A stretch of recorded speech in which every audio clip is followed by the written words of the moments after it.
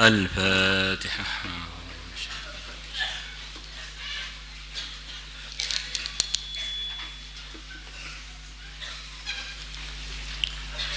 بسم الله الرحمن الرحيم. وإذ فرقنا بكم البحر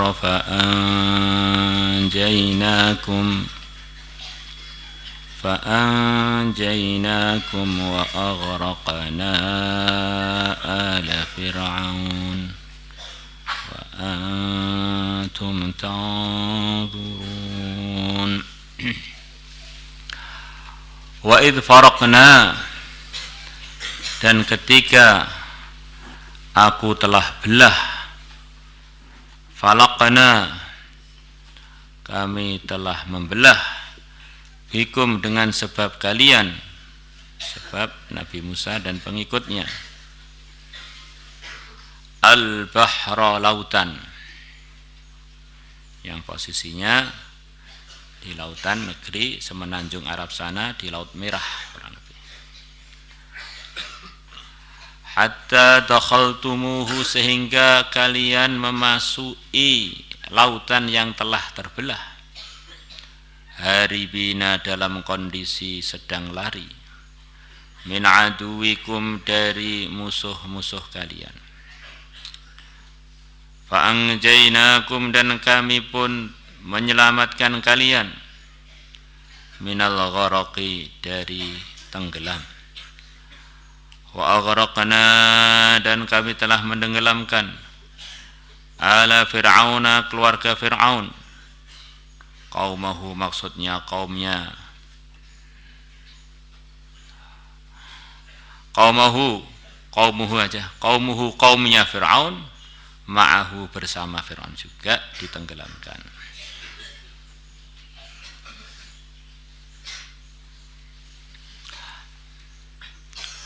Wa antum, sedangkan kondisi kalian, tangzuruna, melihat hal tersebut, jalannya sama, tempatnya sama, yaitu dasar lautan yang telah terbelah untuk Nabi Musa dan kaumnya menjadi daratan yang jadi asbab keselamatan. Bagi Fir'aun, tempat yang sama ternyata jadi asbab tenggelamnya mereka. Sedangkan kondisi kalian, tangzuruna, melihat, ilang tibaqil bahri, kepada menggabungnya, menutupnya lautan, alaihim, di atas mereka. Asalnya qataudul azim, seperti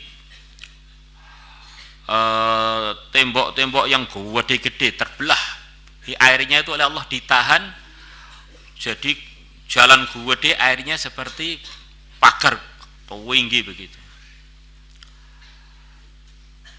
Begitu Nabi Musa dan kaumnya selesai melewat, penahanan dari Allah tadi dihentikan, langsung menjadi menggabung lagi, tenggelamlah Fir'aun dan kaumnya.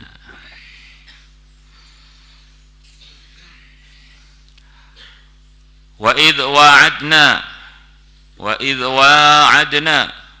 bi alifin, wa idh wa'adna dibaca dengan alif, wa duniha, dan tanpa alif.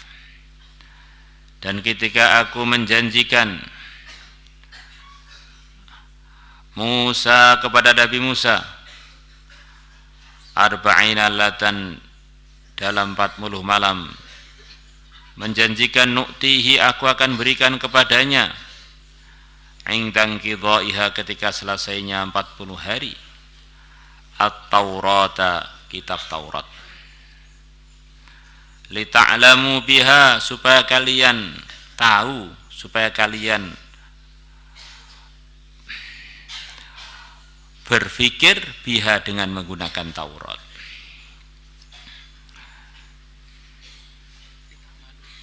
Ini kan litak malu ya. Ini aku litak lamu. Kalau litak lamu biar kalian ngerti biha dengan sebab Taurat. Dalam naskah yang lain litak malu biha, supaya kalian mengamalkan Taurat. Taurat ini Berbeda dengan Al-Quran.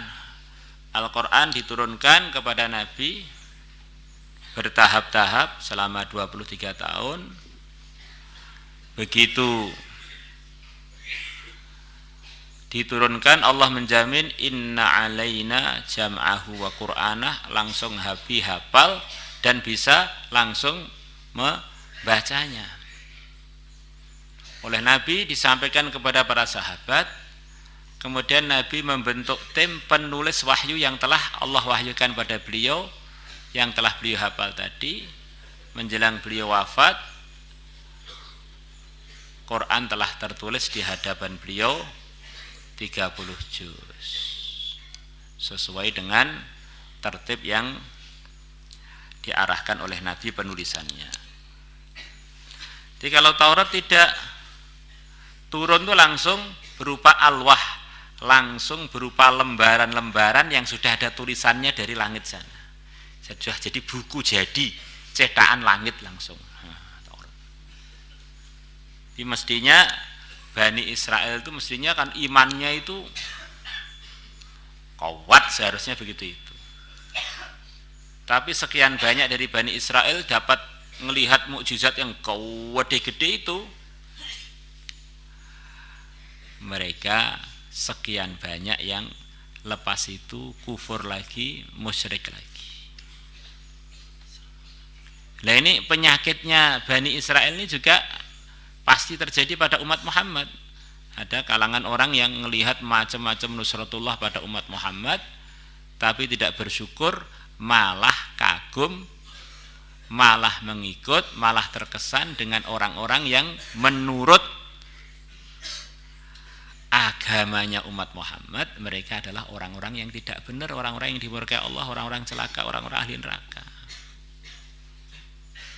Semua yang diceritakan mengenai penyakitnya Bani Israel itu adalah bagian dari penyakitnya sebagian umat Muhammad. Maka kita ngaji-ngaji bersyukur, tapi kita juga harus tahu Bani Israel juga ngaji terus. Tidak semuanya jadi soleh. Kalau begitu nggak usah ngaji Pak, yang ngaji aja, yang nggak soleh masih ada terus. Kalau nggak ngaji sudah belum pernah soleh berarti. Karena soleh itu apa dia nggak tahu.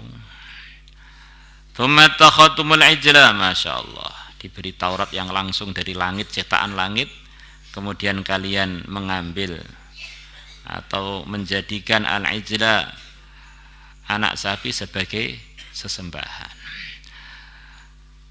Alladzi saghahu, yang mana ijl tadi telah membentuknya, telah membuatnya, lakum untuk kalian, Samiru as-samiru samiri, kalian jadikan ilahan sebagai sesembahan atau sebagai Tuhan. Min ba'dihi, selepas perginya Nabi Musa untuk tirakat 40 hari itu.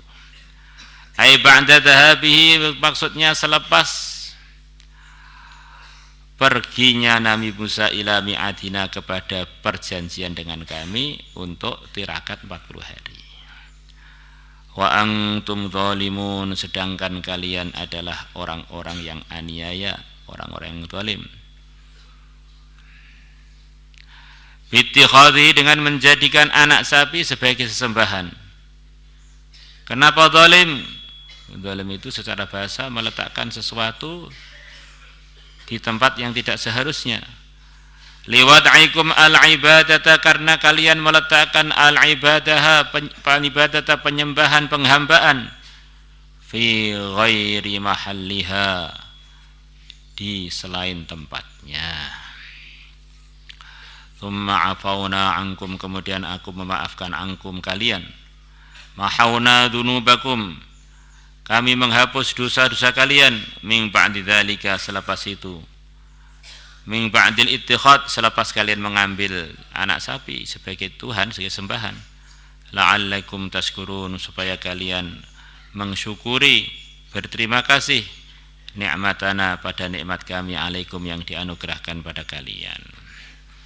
Jadi ini jadi satu dalil bahwa orang itu musyrik, Orang itu nyembah selain Allah asalkan bertobat sebelum nyawanya lepas dari tubuhnya akan diterima oleh Allah. Kenapa Bani Israel itu setiap ditinggal Nabi Musa sebentar aja balik nakal lagi? Kata sebagian ulama, karena Bani Israel itu ada masalah dalam imannya. Sekian banyak cerita di dalam Al-Quran, diulang lagi, bahwa Bani Israel itu saking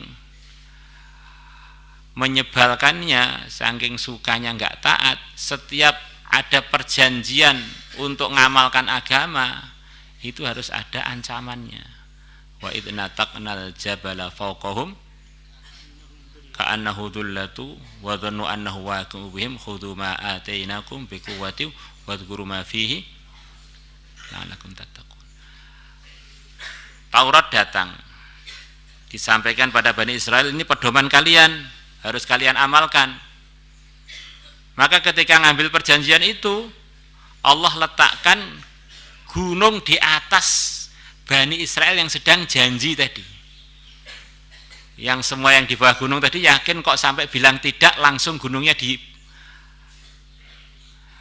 dijatuhkan kepada mereka, akan mati semua. Maka Bani Israel itu kalau nggak diancam-ancam tuh nggak mau ngamal. Maka kita sebagai pelajar, sebagai santri, kalau nggak diuber-uber pengurus nggak mau amal itu ya sebetulnya salah zaman. Itu seharusnya zamannya di zamannya Nabi Musa sana. Ini santri Bani Israel. Kalau santri umat Muhammad itu beda. Nabinya ada amal agama, sahabatnya memperjuangkannya, menyebarkannya. Nabinya wafat ya terus berjuang. Ayang kusuddin wa ana hayy. Jadi memang imannya itu lurus. Mukjizat itu bagi para sahabat tidak sebanyak Bani Israel, karena yakinnya kepada Allah dan Rasulnya bukan dikaitkan dengan mukjizat. Maka Allah beri yakin yang benar pada beliau-beliaunya. Mau ada mukjizat nggak ada mukjizat itu nggak penting, itu pelengkap aja. Kalau Bani Israel mukjizat, tapi mereka sendiri imannya gudikan sekian banyak, tentu saja nggak semuanya. Akhirnya lepas lihat mukjizat, lihat Taurat begitu itu, tiba-tiba tsumma takhadtumul ajla min ba'dihi wa antum dhalimun. Baru diselamatkan dari Fir'aun dan bala tentaranya. Katanya sebagian mufassirin kakinya belum kering dari mijak dasar laut itu. Melihat orang-orang pada nyembah berhala, mereka bilang pada Nabi Musa, ij'al lana ilahan kama lahum alihah. Saya juga pengen dibuatkan berhala itu seperti mereka. Ini padahal baru ditolong oleh Allah yang Maha Kuasa, yang Maha Esa, kakinya belum kering sudah begitu itu. Jadi ada masalah imannya itu. Maka tidak ada yang lebih penting melebihi kita ini selalu doa biar Allah ini selalu luruskan iman kita. Karena semua pendidikan tuh ada faidahnya kalau imannya lurus. Kalau imannya nggak lurus, munafikin tuh diberi pelajaran terus, tetapi nggak percaya terus. Gitu. Wallahu a'lam. Idul Adha tambah dekat, insya Allah korbannya tambah. Insya Allah kita ini pahalanya kurang, dosanya sampai lupa yang mana. Suruh istighfar dosa sing ndi to. Karena saking banyaknya sampai lupa istighfarnya itu mau istighfari salah yang mana. Salatullah salam